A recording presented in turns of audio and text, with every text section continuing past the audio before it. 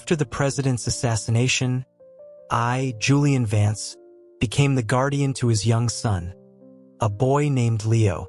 Leo Sterling had his father's bright eyes and a smile that seemed permanently etched on his face. But that smile vanished the day he heard of my engagement. He clung to my leg, his small body racked with sobs, insisting that his father's will stipulated I was only to care for him. Leo grew up. One night, after too much whiskey, I woke up next to Simon Ford, the brilliant New Road scholar.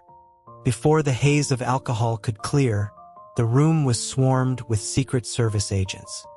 Leo, no longer a boy, walked slowly towards me. His youthful features were hardened into a mask of cold fury. He gripped my jaw with a strength that belied his years, his voice a low snarl, wondering why Simon was acceptable when he was not. The first time I entered the White House residence after the assassination was the first time I saw Leo. He was a small, fragile thing, his cheeks smudged with grime. He saw me and whispered a timid greeting, addressing me as Julian. I frowned, about to speak, when a familiar tickle started in my throat. My chronic ailment was acting up again. I sat heavily in a damask-covered armchair, my knuckles white as I pressed a fist to my lips to stifle a series of dry coughs. I ordered the staff to take the boy and get him cleaned up immediately. Once bathed, Leo's skin was pale and translucent, his dark eyes wide and strikingly clear. His fingers twisted the hem of his shirt in a nervous gesture. I lifted the sleeve of his polo shirt, and what I saw was a constellation of ugly, deep purple bruises. The marks, long and thin, wrapped around his arm like angry vines. A chilling coldness settled in my gut. Within the hour, a significant portion of the resident staff was quietly dismissed and replaced with my own people. The heavy potpourri they used in the residence wasn't the subtle cedar I preferred, and combined with the damp D.C. night air, it provoked another round of coughing. My aide, Arthur, silently placed a mug of herbal tea in my hand. As I drank, a flicker of dark fabric in the corner of my eye caught my attention. I told whoever was hiding to come out. A shadow detached itself from the doorway, and Leo emerged, his dark eyes fixed on me. His lips moved, and he quietly asked if I was all right. I gave him a look that said he should get to the point. He then asked if it might be possible to change a recent staffing decision. I raised an eyebrow, setting my mug down, gesturing for him to continue. His knuckles were white as he gripped his shirt, and he finally summoned the courage to ask me to spare Valerie's job. Valerie was a young intern who had only recently started. It seemed she had given Leo a chocolate bar, a small kindness that had earned his loyalty. It was a soft-hearted request. The rules needed to be followed, but a leader who was too compassionate would never survive in this city. I took Leo under my wing, raising him at my estate in Virginia. I taught him everything I knew, from the nuances of constitutional law to the brutal art of political strategy. He was a remarkably quick study, absorbing everything with an unnerving intellect. His only flaw was his penmanship, a chaotic scrawl that defied legibility. Couldn't stand it. I would take a fountain pen, dip the nib carefully in ink, and guide his hand, showing him the proper form and pressure. We spent countless hours like this, from the humid springs where the magnolias bloomed to the bone-chilling winters that swept through the capital. Winter was always the hardest season for me. My already weak constitution, battered by the cold, made me susceptible to illness. Despite every precaution, I came down with a severe case of pneumonia. The fireplaces in my bedroom blazed, but a deep, unshakable chill had settled into my bones. It felt as if the cold air was seeping through my skin, into the very marrow. I had been bedridden for a week and was finally feeling a sliver of my strength return. I sat up, wrapped in a heavy wool blanket, and a series of coughs tore through my chest, my throat feeling as if it were lined with broken glass. Arthur brought a glass of water to my lips. Through the sheer curtains, I saw a silhouette pacing back and forth on the porch. I looked at Arthur, who told me, his eyes downcast, that it was Leo. He had been waiting outside for 3 days. When the door opened, Leo's face was etched with undisguised concern. He told me he ran warm and asked if he could be allowed to help me get warm. Arthur discreetly vanished. Leo slipped off his shoes and climbed onto the bed, his movements careful and quiet. He wrapped his arms loosely around me, a hesitant question in his eyes about whether I was feeling any better. He was like a furnace, the heat radiating from his body palpable even from a short distance. A mischievous impulse, a cruel part of me I rarely indulged, took over. I beckoned him closer. As he shifted nearer, his handsome face just inches from mine, I plunged my ice-cold hands onto the warm skin of his neck. He flinched violently but then simply asked if this made me feel better. My playful cruelty evaporated, replaced by a faint, unfamiliar pang of guilt. I secretly pulled my hands back, resting them near his body. With Leo there, the bed warmed up quickly. I drifted into a deep, uninterrupted sleep. When I awoke, the sun was high in the sky. I realized I had been holding Leo in my arms all night. His body was a source of constant, gentle warmth, and for the first time in ages, the cold had not woken me. I hadn't slept that well in years. After that, Leo spent every winter in my room. Nearly 5 years passed. A faction of senators, impatient and power-hungry, began publicly calling for me to relinquish my authority and hand over the sterling political machine to Leo. I tossed the latest press briefing onto the desk in front of him, my head throbbing. After reading it, Leo came to stand behind my chair and began gently massaging my temples. He murmured that his experience was still limited, that he still needed my guidance. His hands had grown large and capable over the years, the pressure he applied just right. I closed my eyes, letting him soothe the tension away. I had him read the rest of the day's intelligence reports aloud. His voice was clear and steady, the cadence measured and pleasant, like a professional narrator. He stopped abruptly in the middle of one document. I opened my eyes, curious. He was staring intently at a particular memo. I thought it must be some national security threat, but it was just a summary of a pressure campaign from party elders. They were concerned that my single status was a political liability and were urging me to marry. They had even included a portfolio of suitable young women from prominent families.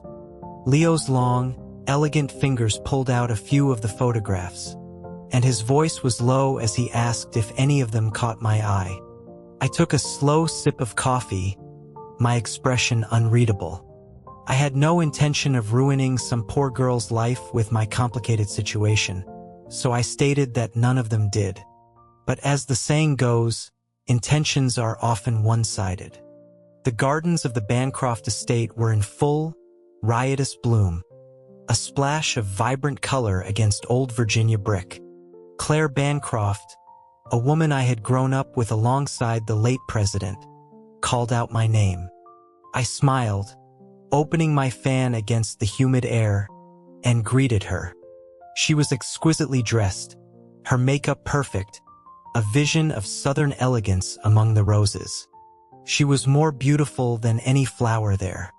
Her voice, usually so confident, was tinged with a delicate hesitation.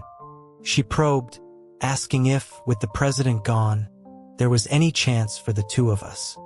I didn't understand what he had to do with it, but I gently patted her head, telling her that I had always seen her as a little sister.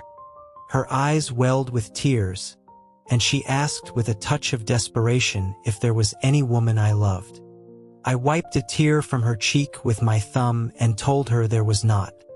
To make the rejection final, I used Leo as a shield. I explained that my only focus was upholding the late president's wishes, raising his son, and ensuring the stability of the country. A strange, sad smile touched her lips, a mix of defeat and something else I couldn't decipher, an odd sense of relief. She said my devotion to the late president was truly profound. I nodded, confused. Her expression grew even more mournful at my confirmation. She promised she would keep my secret. I was completely lost. What secret? But before I could ask, she threw her arms around me, burying her face in my chest, her voice trembling as she asked for one last hug. My own expression softened, and I rested a hand lightly on her shoulder. A blue jay took flight from a nearby branch, dislodging a few green leaves. A sudden feeling made me glance over my shoulder. Under the shade of a massive oak tree stood Leo, his face a storm cloud, his eyes locked on us. Leo disappeared to the family's private racetrack upstate. My security detail reported that he spent an entire afternoon taming a notoriously difficult vintage sports car. Youthful energy. After forcing down a bitter-tasting medication, I stepped into the steam room. I had been on this regimen for years. It was about time it showed some results. I shed my robe. Since the assassination attempt that had left me with my chronic issues, I had avoided any kind of physical intimacy. Even alone, trying to find some release was a frustrating, painful exercise. My body refused to fully cooperate, and my lack of practice made my hands clumsy, resulting in more pain than pleasure. I was still wincing when I heard Leo's voice, muffled by the steam and the glass door. He announced himself, his tone strained. Misery loves company. I shifted my position, the condensation on the glass swirling. Through the haze, his tall, powerful silhouette was visible. I asked him how old he was now. He replied that he was 20, an adult. At his age, other young men of his standing were already married with children. Without thinking, I pulled him into the sweltering heat of the steam room. He stumbled, caught off guard. Droplets of condensation clung to his dark hair and the bridge of his nose. He was strikingly handsome. My intention had been to teach him something practical about navigating the world of desire, a detached lesson from a guardian. But my own fumbling efforts only seemed to frustrate him. Eventually, Leo's voice was a raw whisper, begging me to stop tormenting him. It was clear he found my technique lacking. That incident made me realize how negligent I'd been. Just because I had no need for a partner didn't mean Leo didn't. The Sterling dynasty needed to continue. The next day, I instructed Arthur to arrange introductions to several well-bred, intelligent young women and have them sent to Leo's wing of the estate. I returned late that night, having had a few drinks, and was about to ask Arthur how things had gone with Leo when I saw him waiting for me at the entrance to my chambers. His face was dark, his jaw clenched. The sight sobered me up instantly. What now? He advanced on me, grabbing my wrist in a steel grip. A fire I didn't recognize burned in his eyes. He spat my name out like a curse. Julian. The audacity of it, dropping any pretense of respect. My own face hardened. I demanded to know if this was how his tutors had taught him to behave. He had grown so much over the years, towering over me now. As he leaned in, I felt an unfamiliar sense of intimidation. His face was so close to mine I could feel his breath. My wrist was trapped in his grip. His lips trembled, his eyes flashing with an emotion I couldn't name, as if he were holding back something immense. Finally, he just ground out my name again, this time as a plea. I looked up at him and ordered him to let go. He slowly released his grip. A moment later, his expression was once again calm and composed. If it weren't for the slight redness rimming his eyes, you'd never know he'd been upset. He told me, his voice shaking slightly, that he wished to focus on his studies and his future responsibilities. He asked me to stop sending people to him. I patted his shoulder, offering a platitude about him being as diligent as his father. The carefully reconstructed composure on his face shattered in an instant, like a spark hitting dry tinder. The air around us felt thick and heavy. What was it this time? He was a young man now, his moods becoming impossible for me to predict. But no matter how volatile he was, he still had to attend the party's national convention with me. Before the main events, I dragged him to a discreet, old-school bar in Georgetown. We took a booth on the mezzanine, giving us a clear view of the floor below. I had intended to discreetly observe the delegates, but instead we overheard a great deal of gossip about me. A few veteran journalists, emboldened by bourbon, were discussing my career. One commented that when the president died and Leo was just a boy, he had expected me to make a power grab, to consolidate the sterling political machine for myself. But years had passed, the country was stable, and I hadn't. I sipped my drink, taking it as a compliment. But before I could savor it, a lanky reporter interjected, claiming to know the real story. He asked the others if they knew why Julian Vance, a man at the peak of his power, had never married. My hand trembled slightly. The details of the assassination attempt and its after-effects were highly classified. Surely my condition hadn't become public knowledge. The others leaned in, intrigued. The lanky man spoke with the confidence of someone who believed he held a bombshell secret. He declared that it was because I was devoted to a man. I choked on my whiskey. There were murmurs of disbelief. No one had ever heard any such rumors about me. The reporter lowered his voice, drawing them closer. He said the reason was that I already had the love of my life. I managed to catch my breath, morbidly curious as to who this fictional lover could be. The others pressed him for a name. The reporter pointed a finger towards the ceiling, towards the heavens. He said my great love was the late President Sterling. He spun a tale of our shared youth, of a battle on a foreign deployment where I had taken a bullet meant for the future president. That, he claimed, was when my love had blossomed. He shook his head with mock pity, lamenting that my devotion had been unrequited. What absolute nonsense! Who would believe such a story? To my astonishment, they all did. They nodded sagely, murmuring that it all made sense now. That explained why, when I held all the cards, I hadn't seized power but had instead protected the president's son as if he were my own. They were all fools. A fool, it turned out, was sitting right next to me. Leo stared at me, his eyes dark and intense, and asked if what they were saying was true. I was so incensed I almost laughed. Before I could answer, a deafening clap of thunder shook the building, as if the heavens themselves were scolding them for spreading lies. The sky opened up, and a torrential downpour began. People rushed into the bar to escape the rain. My eyes scanned the crowd, and I caught sight of a man in a pale blue shirt. Leo, not getting his answer, called my name several times. My gaze was fixed on the man in blue. I frowned. I asked Leo if the man's profile didn't remind him of his father in his younger days. I had only wanted his opinion, but Leo, for reasons I couldn't fathom, suddenly stood up and walked out into the downpour, driving off alone. The storm passed as quickly as it had arrived. The people who had sought shelter began to leave.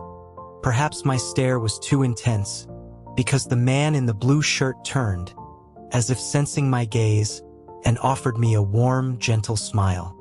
He walked over, his voice smooth and pleasant, and introduced himself as Simon Ford. I stared at him, momentarily stunned. The resemblance to the late president was uncanny. Simon, unbothered by my reaction, assumed I was stranded by the rain and offered me a ride. I declined, thinking that being dropped off at my secure residence might be a bit of a shock for him. Back at my estate that evening, I was reminded of the resilience of youth. Leo had driven through a rainstorm and was perfectly fine. I, on the other hand, had spent a little too long talking with the interesting Simon Ford by the river, and a cool autumn breeze was all it took for my illness to return with a vengeance. In the middle of the night, feverish and disoriented, my throat was parched. I called out hoarsely for Arthur to bring me some tea. I heard no reply, but a dark figure appeared beside my bed. An arm slid around me, holding me loosely. The fingers were long, pale, and strong, pinning me so I couldn't move. The fever made my vision swim. I just instinctively asked for water. I felt the cool rim of a glass on my lips. I was about to drink more when the hand holding the glass trembled, and warm liquid spilled down my collar. I heard Leo's low, husky voice by my ear, chiding me for being so careless. I was sure it was his hand that had shaken, but before I could argue, something soft and warm pressed against my lips, and tea was gently passed into my mouth. Feverish nights are long and filled with strange dreams. I dreamt of a giant serpent coiling around me, its grip tightening, pressing down on my head. I was sure it was about to devour me, but instead, it just kept licking my face. The illness lingered until after the convention was over. When I was finally strong enough to get out of bed, Arthur informed me that Leo had skipped chairing several key committee meetings, delegating the responsibility to the party chairman. This was unacceptable. These events were crucial for building alliances and consolidating power. A leader who didn't know his own people was no leader at all. I intended to give him a piece of my mind, but I couldn't find him all day. In the evening, as I was rereading Simon Ford's policy proposals for the 108th time, I finally heard Leo's voice outside my door. He called my name. I composed my features into a stern mask and opened the door. The sight that greeted me was a sky full of brilliant, exploding fireworks. The vibrant colors burst across the dark autumn night, their fiery light reflected in my eyes. But even brighter and more intense was the look in Leo's eyes. He held a bowl of noodles, his gaze fixed on me, his expression overwhelmingly warm. His voice was incredibly gentle as he wished me a happy birthday. My heart skipped a beat. During dinner, Leo stared at me without blinking. I felt uncomfortable under his scrutiny and asked him what was wrong. He said I didn't look a day over 25. I thought to myself, he had no idea that celibacy was a man's best preservative. I think I finally understood why Leo had reacted so badly to my attempts to set him up. One moonless night, I saw a black-clad figure moving with agile grace across the estate grounds. It was Valerie, the young intern from 5 years ago. Valerie, who had given Leo a piece of chocolate when he was at his lowest. Her senses were sharp. The moment my gaze fell on her, a small knife flew past my head, missing my temple by an inch and embedding itself in the wooden door frame. Before I could say a word, she melted back into the shadows. I sat on the steps of Leo's guest house for a long time, thinking. A shadow fell over me. Leo took my wrist and pulled me to my feet. He looked like he had run all the way here. There was a sheen of sweat on his forehead, and his breathing was uneven.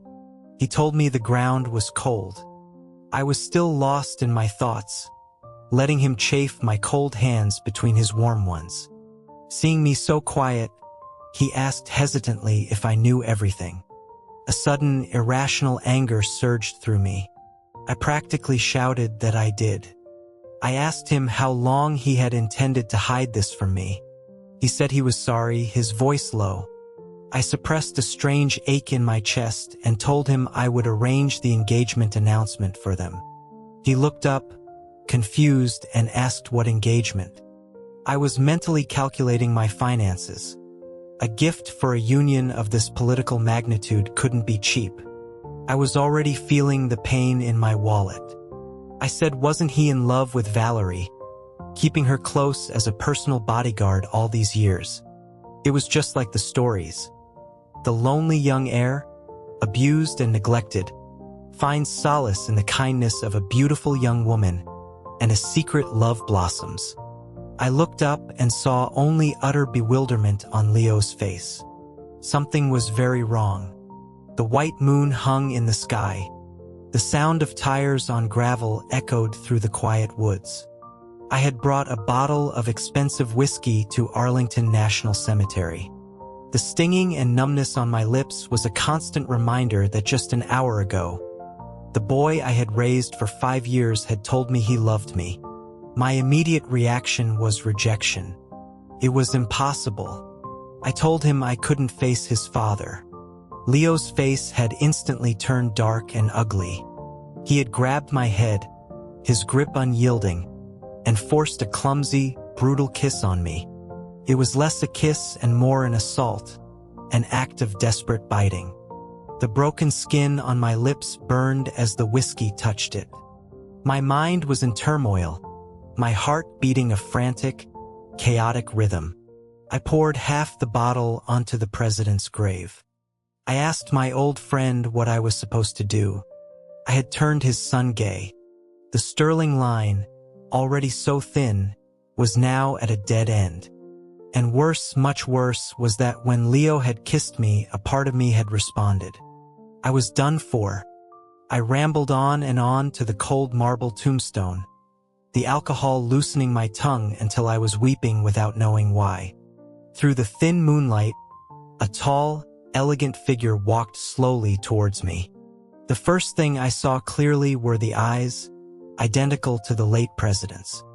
A nervous lump formed in my throat. This was it. Coming to a cemetery in the middle of the night to cry had actually summoned a ghost. My heart was in my throat. A voice, different from what I expected, called my name.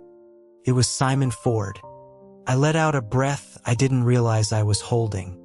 Simon, despite being a top scholar, had been given a minor, out-of-the-way post overseeing historical archives. We were 2 men with our own sorrows, and 1 bottle of whiskey to drown them in became 2. The next morning, harsh sunlight pierced my eyelids. I opened my eyes, my head pounding from the alcohol. Simon's arm was draped over my waist. As I was about to shove it off, the door to the small archive office was kicked open. A team of armed federal agents surrounded us. From the midst of them, Leo approached. He was dressed in a suit that screamed power, tailored to perfection. He bent down, grabbing my chin, his eyes filled with a dark, unsettling light. His voice was a venomous whisper. He said that I could be with him, so why couldn't I be with him? Actually, I could be with you too. There was no need to lock me up. I learned in that moment just how much power Leo had cultivated on his own. In a secure, undisclosed location, he had built a gilded cage, a luxurious penthouse where I now spent my days. My meals were exquisite. My only activity was reading and watching the city lights. It was an early retirement. Leo had his network, but I had my own eyes and ears. A discreet message, carried by a trusted source, reached me. The boy had grown up. He had just formally taken control of the sterling political empire. He was the new king. I had thought that consolidating his power would take him at least a few days, but he came to me in the middle of the night, waking me with a kiss. He held me tightly in his arms, forcing me to tilt my head back to meet his lips. The energy of youth was relentless. My tongue was numb from his insistent kisses. He lowered his head, burying his nose in my hair, his voice husky as he whispered my name. I told him to call me by my name, but to keep his hands out of my shirt. My face flushed hot. He lifted his head, his dark eyes brimming with a sorrow that took me by surprise. I felt a pang of unease. I had been spending my days reading books on unconventional techniques, and I had a sudden fear he was going to ask me to be on top. He looked like he was about to cry. I shifted back, preparing to comfort him, but he grabbed my ankle and pulled me back towards him. I heard his voice, thick with an unbearable sadness, asking if I was truly so disgusted by him. I was silent for a long moment. He took my silence as confirmation and started to get up to leave. Without thinking, I grabbed his wrist. Leo was such a crybaby. Even when I told him I loved him, he looked like he was about to cry. He leaned in and kissed the corner of my mouth. He called me Julian. I answered with a non-committal hum. He said my first name, Julian. I hummed again. He seemed to take this as permission and kept repeating it, Julian, Julian. Each time, my hum grew louder, until I finally lost my patience and snapped at him. He looked as if I'd struck him, his eyes red-rimmed, and he just held on to me without moving. Was I really that harsh? The silence stretched on for a while.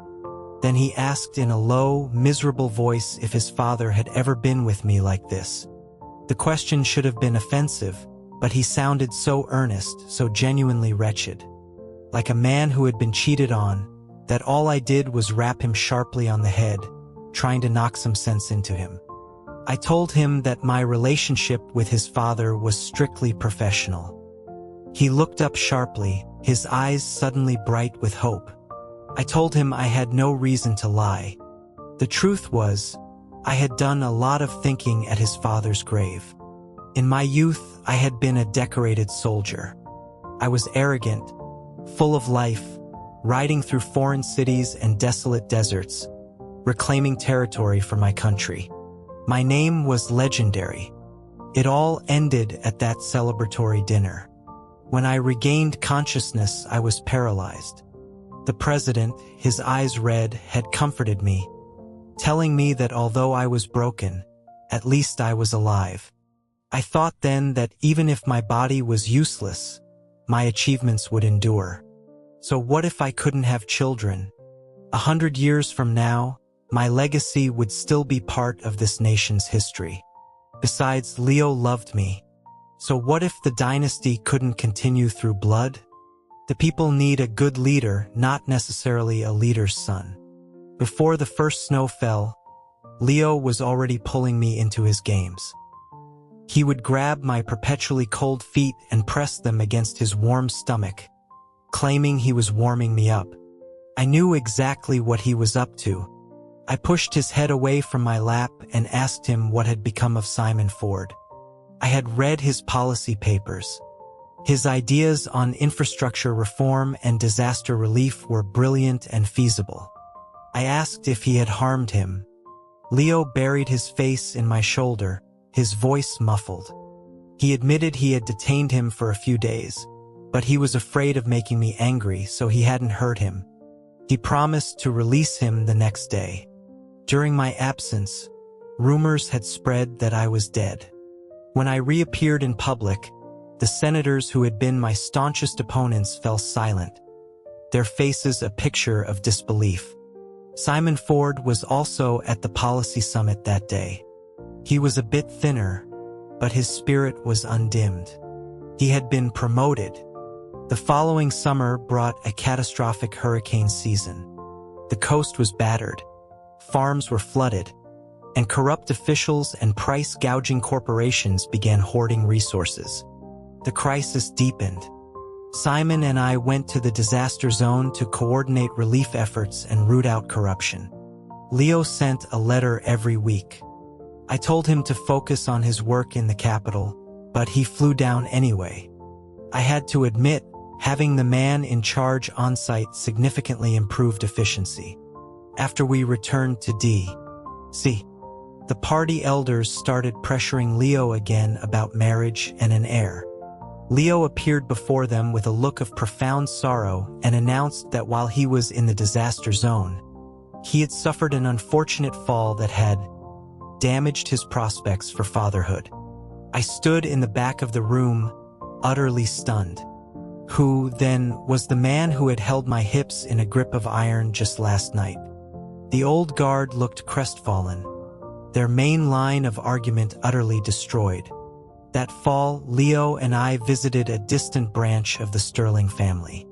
We chose a bright, well-mannered boy to take under our care. The child was neglected by his own family but possessed a quiet dignity. He was not competitive or greedy. He greeted us with a formal bow and introduced himself. His name was Adrian Sterling. Another election cycle began, and a new generation of bright young faces descended on the capital. 100 years from now, this city might look different, but the ideals nurtured on this land would, I hoped, endure. From the time he could remember, Leo Sterling's father was always staring at another man's back. He would watch him for hours, his eyes filled with an emotion Leo couldn't understand. Whenever that man visited, Leo's father would send him far away. After much digging, he learned the man was a powerful family friend, a kingmaker named Julian Vance. His father showered Julian with favor. The most valuable gifts from foreign dignitaries went to Julian's estate first. Only what Julian rejected was distributed to the rest of the family and allies. This caused widespread resentment among the political class, but every time someone complained, his father would grant Julian even more power. First, it was influence over policy, then control over the security apparatus. Eventually, no one dared to question it. Leo's maternal grandfather would visit, fuming, declaring that the country was on the verge of being run by a shadow president. To prevent this, his mother's family did everything they could to groom him, secretly building a power base for the young heir. The beautiful intern Valerie was one of their assets, a pawn placed inside the residence. Leo could sense that his father had no real affection for him. His father's gaze was always distant, sometimes even tinged with a complex resentment. So, during the president's final illness, some of the staff began to mistreat the boy. Valerie repeatedly signaled to Leo, asking if he wanted them removed. Leo always shook his head. If the president died, leaving a young, powerless heir, who would hold the real power? An heir who was seen as weak, abused, and scarred would be the one a powerful guardian would least suspect. 13, Leo began to understand. He stumbled into his father's private study one day and found the walls covered in sketches. They were all of the same person. Dark hair pulled back, bright, intelligent eyes, an aura of breathtaking confidence. Leo's hands trembled. He had discovered a secret he was never meant to see. On his deathbed, the president's eyes were clouded over, his sight gone, but his lips moved, whispering a name. Leo leaned closer and heard a faint, broken phrase. "Julian, is that you?" Leo's heart plummeted. After the president's death, he met the legendary Julian Vance for the first time. He looked different from the drawings. The vibrant, confident man was gone, replaced by someone who seemed profoundly ill. His face was as pale as porcelain, without a trace of color. Even so, he possessed an undeniable, captivating grace. Leo thought to himself that this man would be easier to handle than the man in the drawings. Julian had the face of a poet but the constitution of a ghost. With every change of season, he would be plagued by a persistent cough that stained his pale lips red. Before winter had even truly begun, Julian fell ill. Leo hadn't seen him for 3 days and decided to sneak over to his guardian's estate to see if he was dead yet. Before he could even get close to the house, a blade was at his throat. It was Arthur, Julian's silent aide. His eyes were devoid of emotion, making it clear that it didn't matter if Leo was the heir to a dynasty. If he took another step, he would be killed. He was told to go back. Leo's hands, hidden in his pockets, clenched into fists. He had been completely fooled by Julian's fragile appearance. When he offered to warm Julian, it was just a spur-of-the-moment test. Who would ever trust someone enough to turn their back on them? So when Julian agreed, Leo was momentarily confused. Julian's hands and feet were cold year-round. Even with the fires roaring, the warmth never seemed to reach him. Leo watched the small, cold man sleeping soundly in his arms and fell into a deep contemplation. Julian, seeming to need more warmth, curled into a tighter ball. From Leo's vantage point, all he could see was the delicate, pale curve of Julian's ear and the exquisite line of his jaw. He looked like a sculpture carved from the finest jade. Leo found himself mesmerized. His grandfather had always warned him that Julian Vance had a wolf's ambition. Leo, who had once believed it, now found himself wishing it were true. When his tutors taught him politics, Julian would listen intently from the side. That year, a hurricane devastated the coast. Farms were destroyed, homes washed away, and the number of displaced people swelled. Julian was the first to act, opening his personal coffers to fund relief efforts. But his personal wealth was limited. He then pushed through emergency legislation, compelling the wealthy to contribute funds and resources to the recovery. In Leo's eyes, Julian was like a priceless, delicate piece of porcelain, easily broken. But this fragile object, over time, shone with an ever brighter light.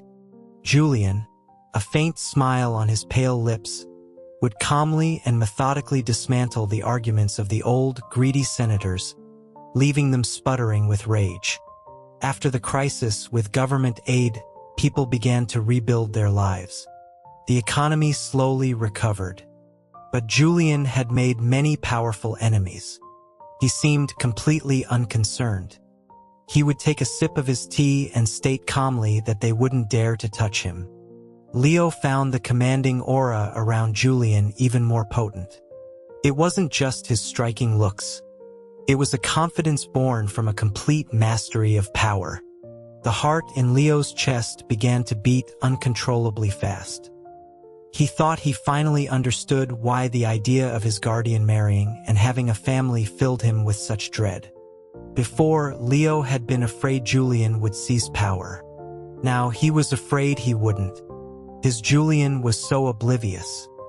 He hadn't seen the president's feelings, and he couldn't see Leo's. If Julian had made a move for power, Leo would have had the perfect excuse to lock him away in the gilded cage he had already designed for him. But not only did Julian not make a move, after rejecting Leo, he went and found someone who looked exactly like his father. When Leo arrived, seeing Julian's dazed expression, he wanted nothing more than to crush him, to consume him. He took a deep breath, the last shred of his reason holding him back from doing something drastic. He used to not understand why his father's gaze would follow Julian's back, only to dart away in a panic when their eyes were about to meet.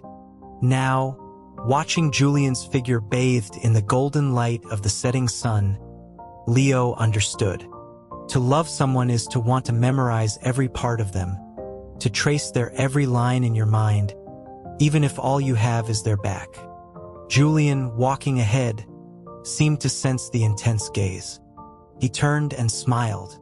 Their eyes met, and Leo knew with absolute certainty that unlike his father, he would never look away.